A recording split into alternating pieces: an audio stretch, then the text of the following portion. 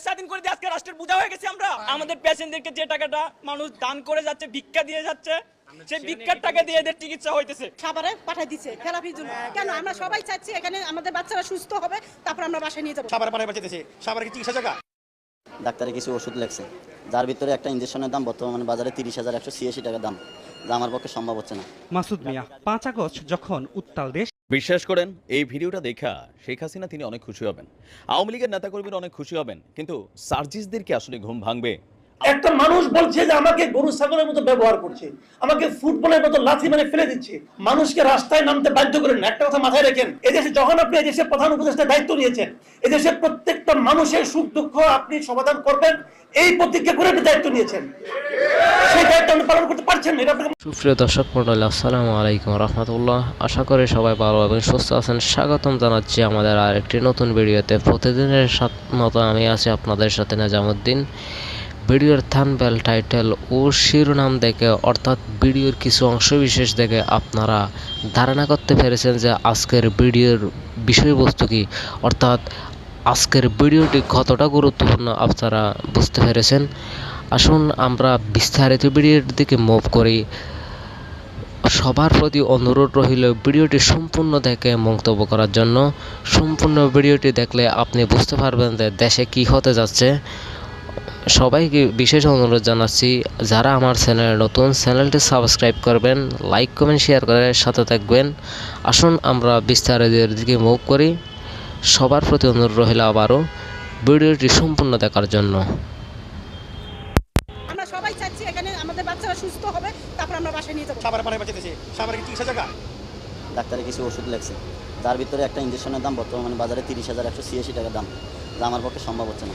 মাসুদ মিয়া 5 August যখন উত্তাল দেশ। বিশ্বাস করেন এই ভিডিওটা দেখা শেখ হাসিনা তিনি অনেক খুশি হবেন, আওয়ামী লীগের নেতাকর্মীরা অনেক খুশি হবেন, কিন্তু সার্জিসদেরকে আসলে ঘুম ভাঙবে।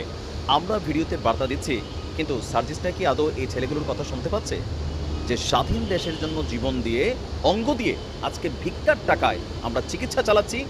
সরকার ঘোষণা দিচ্ছে কোটি কোটি টাকা, কিন্তু এই টাকা ছেলেরা পাচ্ছে না। তাহলে টাকাগুলা মাইরা খাচ্ছে কারা? অভিযোগ আমার না, অভিযোগ হচ্ছে জাতীয় অর্থোপেডিক হাসপাতালে এই মুহূর্তে চিকিৎসাধীন যে ছেলেগুলো আছে তাদের। কমেন্টে হাজার হাজার মন্তব্য সমন্বয়কদের বিরুদ্ধে, বিশেষ করে সার্জিস এবং হাসনাত আব্দুল্লাহ বরাবর টার্গেট হচ্ছেন, কারণ তারাই সোশ্যাল মিডিয়া প্ল্যাটফর্মে বিভিন্ন বক্তব্য দিয়ে এই মুহূর্তে তারা কি বলা হয় যে ফোকাসে আছেন। তবে আমার মনে হয় এইখানে যে জিনিসটা নজরদারি, দেখেন প্রত্যেকটা রাজনৈতিক সরকার যে যখন ক্ষমতায় থাকে তারা কিন্তু অনেক সুযোগ সুবিধা রাষ্ট্রের মানুষের জন্য মাঝে মাঝে দেয়, কিন্তু এই সুযোগ সুবিধাগুলা একদম প্রান্তিক লেভেলে থাকা সাধারণ মানুষটা হাতে পায় নাকি মাঝখানে আগে যেমন চেয়ারম্যান, এমপি, বিভিন্ন প্রশাসনের জায়গা থেকে খাইতে খাইতে একটা অংশ লেমন জুস পাঠাইলে ওই যে খালি ডাটিটা পাইতো, এরকম হয় নাকি আসলে পায়? এই জিনিসটা কিন্তু এখনও নজরদারির বাহিরে। সার্জিস এবং হাসনাত আমার মনে হয় যে তাদের যে সমন্বয়ক টিম আছে সেই টিমটার মধ্যে একটু এই ফলো আপে রাখা এই বিষয়টাতে ঘাটতি আছে। আমরা গতকালকে আবার দেখলাম আরেকদিকে যে জুলাই আগস্ট এই বিপ্লবকে কেন্দ্র করে যে সকল ছাত্ররা আহত হয়েছে, নিহত হয়েছে, তাদেরকে কিন্তু যে জুলাই আগস্ট যে ফান্ড আছে 100 কোটি টাকা সরকারের পক্ষ থেকে দেওয়া হয়েছিল, সেই ফান্ডের কিন্তু টাকা রিলিজ করা শুরু করেছেন। আমরা দেখলাম যে এটা নিয়ে সুন্দর ভিডিও দেখছি, ভালো লাগছে। কিন্তু এই ছেলেগুলো যারা চিকিৎসাধীন আছে তাদের ব্যাপারে কেন এতটা উদাসীন? এখন তাদের অভিযোগ আবার অনেকটা কি বলা হয় যে এক হাসপাতাল থেকে কেন আরেক হাসপাতালে পাঠানো হচ্ছে। তো এই বিষয়ে যিনি এখানে দায়িত্বশীল ডাক্তার ছিলেন, তিনার বক্তব্য হচ্ছে যে সরকারি হাসপাতালগুলোতে একটু কৃত্রিম অঙ্গ প্রত্যঙ্গের অভাব আছে। তবে সরকারি হাসপাতালে অভাব থাকলেও ব্রাকসহ আরও বিভিন্ন এনজিওগুলো যাদের হাত গেছে হাত, যাদের পা গেছে পা, এই জিনিসগুলো দেওয়ার জন্য তারা আগ্রহ প্রকাশ করেছে। আর যার কারণে এখান থেকে ট্রান্সফার করে সাভার সহ বিভিন্ন যে প্রাইভেট এনজিওগুলো আছে যারা এই কাজগুলো করে থাকে সেখানে যাওয়ার কথা বললেও ছাত্রদের বক্তব্য হচ্ছে কেন আমরা সাভার যাব, চিকিৎসাটা তো এটা তারা এখানেই করতে পারে। ইভেন একটা পর্যায়ে এসে সমন্বয়কদের উপর তারা কিন্তু তাদের ক্ষোভ জেনেছেন। ভিডিওর যে অংশটাতে আপনি দেখেছেন, প্রায় প্রতিদিনই এমন এমন ভিডিও কিন্তু সামনে আসে যে কারো মাথাতে গুলি, কারো চোখে গুলি, কারো শরীরের রাবার বুলেট নিয়ে ঘুরছে। প্রতিদিনই গণমাধ্যমে নিউজ করা হচ্ছে। আর জাতীয় অর্থোপেডিক হাসপাতালে গত 5ই জুলাই আগস্টের যে ঘটনা, সেখানে ম্যাক্সিমাম ছাত্ররা কিন্তু এখানেই অ্যাডমিট করা। তো তাদের ব্যাপারটাতে আসলে কেন বারবার আউট হয়ে যাচ্ছে আমি নিজেও বিষয়টা বুঝতে পারতেছি না। তবে এভাবে চললে সার্জিস এবং হাসনাতদের আরও অনেক সমালোচনার মুখোমুখি হতে হবে।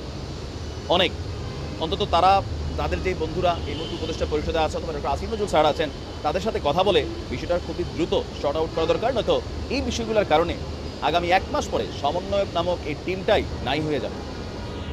কারণ এই ছেলেগুলা একটা বড় শক্ত ইফেক্ট ক্রিয়েট করবে। তা আপনার কি মনে হয় না যেগুলো দেখা শেখ হাসিনা তিনি ভাবেন যে তোমরা কাদের কথায় আন্দোলনে গেছো, আজকে দেখো তোমাদের কি পরিণতি। আওয়ামী লীগের নেতাকর্মীরাও একদম কিন্তু কমেন্টে লেখছে অনেকে একদম ঠিক আছে। যারা নিশ্চয়ই দেখা একটা মানুষ বলছে যে আমাকে গরু ছাগলের মতো ব্যবহার করছে, আমাকে ফুটবলের মতো লাথি মেরে ফেলে দিচ্ছে, মানুষকে রাস্তায় নামতে বাধ্য করেন না। একটা কথা মাথায় রাখেন, এদেশে যখন আপনি এদেশের প্রধান উপদেষ্টা দায়িত্ব নিয়েছেন, এদেশের প্রত্যেকটা মানুষের সুখ দুঃখ আপনি সমাধান করবেন এই প্রতিজ্ঞা করে আপনি দায়িত্ব নিয়েছেন। সেই দায়িত্ব আপনি পালন করতে পারছেন না, এটা আপনাকে মানতে হবে।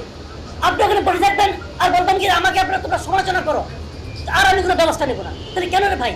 আমি কি পাথরের কাছে যে পর্বতের কাছে যে কান্নাকাটি করবো? সেটা তো আমরা চাই না। সেই পর্বত যে নাকি অত উঁচু থেকে মানুষকে দেখতে পারে। আপনি অনেক বড় মানুষ, কোনো সন্দেহ নাই। একটা মানুষ তখনই বড় হয় যখন সে ছোটদের সামান্য ব্যথাকে অনুভব করতে পারে।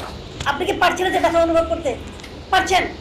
এটা কিছু হলো যে আমি ওখানে চাকরি করব, আমার কোনো এমপ্লয়ার নাই।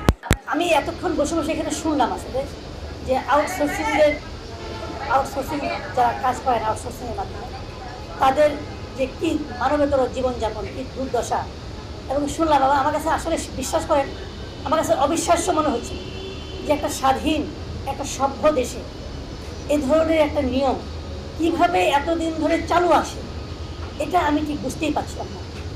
আমরা ছোটোবেলায় দেখতাম যে বাজারে না ওই যে ছাগলের ব্যাপারী থাকে, এরা ছাগলের ব্যাপারী, গরুর ব্যাপারী, মুরগির ব্যাপারী, এরা একসঙ্গে কিনে বিয়ে বাড়িতে সাপ্লাই দেয়।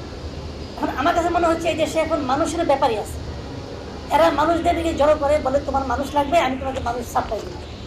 ওই ব্যাপারীদের কাছে কিন্তু ওই ছাগল, গরু অথবা মুরগির কোনো স্বাধীনতা নাই। কোনো মুরগি কি বলতে পারবে ওই বাড়িতে আমাকে জব করতে দেওয়া যাবে না? বলতে পারবে? পারবে না। আপনারা পারবেন না। এইটার কোনো কথা হইতে পারে কিনা এটা আমার আসলে বুঝের মধ্যে আমি উপলব্ধি করতে পারছিলাম না। এটা কীভাবে একটা সভ্য দেশে এই ধরনের একটা বর্বর অসভ্য নিয়ম চলতে পারে, এটা আমার উপলব্ধিতে থাকে না। যারা এই ধরনের নিয়ম করে থাকেন, তারা করেছেন, তাদের মতো ঘৃণিত ওরা আসলে মানুষই না, ওরা মানুষের পর্যায়েই পড়ে না। মনে করি এই লোকগুলি কিভাবে এই মানুষের বাণিজ্য করতে পারে, মানুষকে নিয়ে বাণিজ্য করতে পারে, এই জিনিসটা আমার কাছে ক্লিয়ার না। আজকে দেখেন একটা 5 তারিখে 5ই আগস্ট একটা সরকারের পতন হয়েছে। এই সরকারের পতনের আন্দোলনে সবাই ছিলেন, আমি মনে করি আপনারা সবাই ছিলেন, আমরা সবাই ছিলাম। আমরা কি একটা সরকার পতন করে আরেকটা সরকার আনার জন্য আন্দোলন করেছিলাম? না, আমরা আন্দোলন করেছিলাম একটা অপব্যবস্থার অবসান ঘটিয়ে একটা নতুন একটা মানবিক ব্যবস্থা চালু করার জন্য। আপনাদের এই আন্দোলন আমি দেখছি, আমি কাগজপত্রগুলি দেখলাম, আপনারা তো অগাস্ট মাসে শুরু করেছেন। তার মানে কি আন্দোলন না? ঠিক অগাস্ট মাসে আপনারা নতুন এই সরকারকে জানান দিয়েছেন যে আপনারা জানুন আমরা কোথায় আছি। এবং আমি তারপরে দেখলাম একবার প্রধান উপদেষ্টা বললেন যে আপনারা সবাই রাস্তায় নেমেন না, আন্দোলন করেন না, আমাদেরকে কাজ করতে দেন, আপনাদের যে দাবি দেওয়া আছে সেগুলো আমাদেরকে জানান। আমি দেখলাম আপনারা এর মধ্যে 3বার জানিয়েছেন। আমার প্রশ্ন হলো যে আপনার কথা মতো আমরা জানালাম, জানার পর আপনি কি করেছেন? 3বার আপনার অফিস এটাকে গ্রহণ করেছে, রিসিভ করেছে, রিসিভ করার পর আপনি কি করলেন? আপনি কিছুই করেননি। তাহলে আপনি আবার বলছেন যে আপনারা ডিস্টার্ব করেন না, আপনারা কাজ করতে দেন আমাদেরকে। কাজ তো আপনারা করতে পারছেন না। কেন পারছেন না আপনারা কাজ করতে? আচ্ছা, অনেকে আবার প্রযুক্তি দেন যে এই যে ঠিকাদার যারা, এরা না থাকলে আমাদের চাকরিটা কে দিত না হতো। ভাই এই লোকগুলো তো লাগতো আলটিমেটলি, এই লোকগুলো তো লাগতো, এই লোকগুলি ছাড়া তো প্রতিষ্ঠানগুলি চলতে পারতো না। যে লোকগুলি লাগবে সেগুলো নেওয়ার জন্য মাঝখানে একজন মধ্যস্বত্বভোগী কেন থাকবে? মাঝখানে একজন ঠিকাদার। আমি বুঝি না। আমি এই সরকারের কাছে দাবি জানাবো ভাই যে আপনারা এইগুলো সমাধান করেন, মানুষকে রাস্তায় নামতে বাধ্য করেন না। একটা কথা মাথায় রাখেন, মানুষের যখন দেয়ালে পিঠ থেকে যায় তখন সে কিন্তু সামনের দিকে, সামনে কে দাঁড়িয়ে আছে এটা তাকায় না। এবং একসময় মনে হয়েছিল কিন্তু যে শেখ হাসিনা এই দেশ থেকে যাবে না, আমারও মনে হয়েছিল, আমিও বিশ্বাস করা ছেড়েই দিয়েছিলাম যে এই দানব কোনদিন বিদায় হবে না। কিন্তু মানুষের যখন পিঠ দেয়ালে থেকে যায়, একজন সাধারণ মানুষ, অনেকগুলি সাধারণ মানুষ যখন একত্র হয়, দানবও পরাস্ত হয়। আপনাদেরকে ভালোবেসে এই সরকারের দায়িত্ব দেওয়া হয়েছে, সেই ভালোবাসার প্রতিদান আপনারা যদি দেন তাহলেই কেবল আপনারা টিকতে পারবেন, তাহলেই কেবল আপনার সম্মান নিয়ে যেতে পারবেন। তা না হলে যতটা সম্মান নিয়ে এসেছেন তার চেয়ে অসম্মানিত যাতে না হতে হয় সেই চিন্তা আপনারা করবেন, এই প্রত্যাশা করি। এবং আপনাদের প্রতি অনুরোধ, আপনারা আপনাদের এই আন্দোলন চালিয়ে যান। এবং আমরা যারা আছি, আমরা আমাদের মতো জায়গা থেকে, আমরা খুব ক্ষুদ্র মানুষ ভাই, আমি খুব ক্ষুদ্র মানুষ, আমি আমার ক্ষুদ্র জায়গা থেকে যতটুকু পারি আমরা এটা আলোচনা করব। আপনারা আপনাদের আন্দোলনটাকে জারি রাখেন, এটাকে থামায়েন না। এটা থামালে কিন্তু মনে হবে কি আপনার মধ্যে মেনে নিয়েছেন, যে জিনিসটা মানেননি সেটা উচ্চারণ করেন, নির্দ্বিধায় উচ্চারণ করেন, এবং সবাই মিলে আপনাদের সবাইকে। প্রিয় দর্শক মণ্ডলী, আপনি আপনার ব্যক্তিগত মতামত জানাবেন এবং এরকম নতুন নতুন ভিডিও পেতে, ব্রেকিং নিউজ পেতে আমার চ্যানেলটি সাবস্ক্রাইব করুন, লাইক কমেন্ট শেয়ার করুন।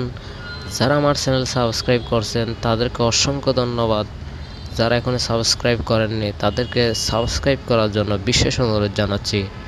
দেখা হচ্ছে পরবর্তী ভিডিওতে। আসসালামু আলাইকুম।